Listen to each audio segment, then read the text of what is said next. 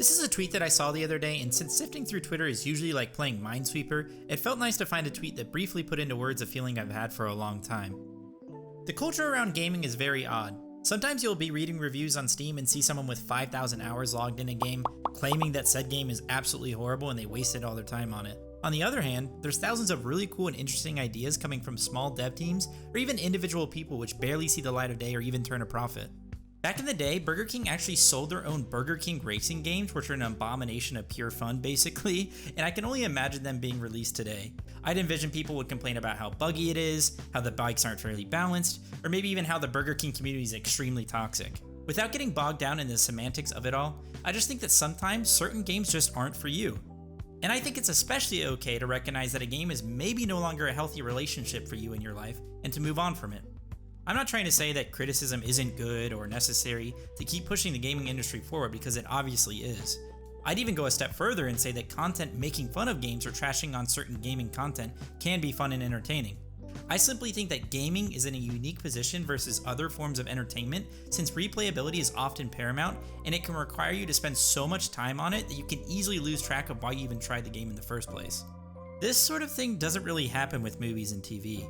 You never really put all of your time and interest into a franchise and watch it slowly trickle into its demise, but still feel obligated to spend your money and brain capacity on it because you have up to this point and it used to be good. Okay, touche. But it's still different because you can't get better at watching a movie. There's no ranked mode in TV shows. The only thing they can do is entertain you or not entertain you. There's no challenge in them. Something that I've noticed about myself is that I actually find so many games really fun, well made, they look amazing, they're written well, but I give up on them only after a couple times of playing. I simply don't prioritize it, and then it gets put on the shelf so I can continue to grind my main games. It's not because I think the game is bad or that I don't have fun playing it, rather that I only have so much time in each day. In order to reach the end goals I'm trying to get to my main games, I don't section off the time to relax and enjoy the game purely for the entertainment. I do play video games for a living, to be fair, but I can only imagine how difficult it may be for people with an actual job, or just an arduous one. Using gaming as a way to supplement income has become very mainstream and a more viable way to make a career, but with that also comes the toxic way of looking at video games. Many people feel their time has been wasted if they don't make anything out of spending thousands of hours on a game, when in reality the fun and entertainment that game hopefully provided should have been the whole purpose from the get-go. And then they get trapped in this limbo where they feel obligated to continue playing this game they spent so much time on, but obviously aren't enjoying themselves, and it directly affects their outlook on the game. Not to even touch on how many people genuinely probably get addicted to certain games, which is a whole other discussion. It is okay to spend lots of your time in your life to simply enjoy something. Everything doesn't have to be a grind. Of course, game developers make bad decisions with their games all the time, and the constant stream of content releases that the industry practically mandates nowadays can of course change the game for the worse.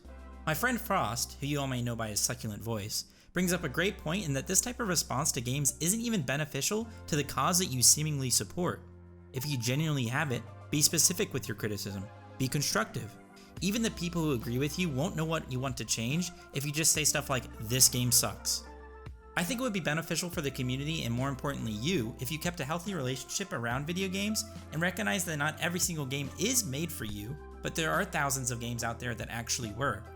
I'll leave you with a quote from my favorite person, Bob Ross, who I believe, according to my sources, was talking about the Burger King racing games when he said this.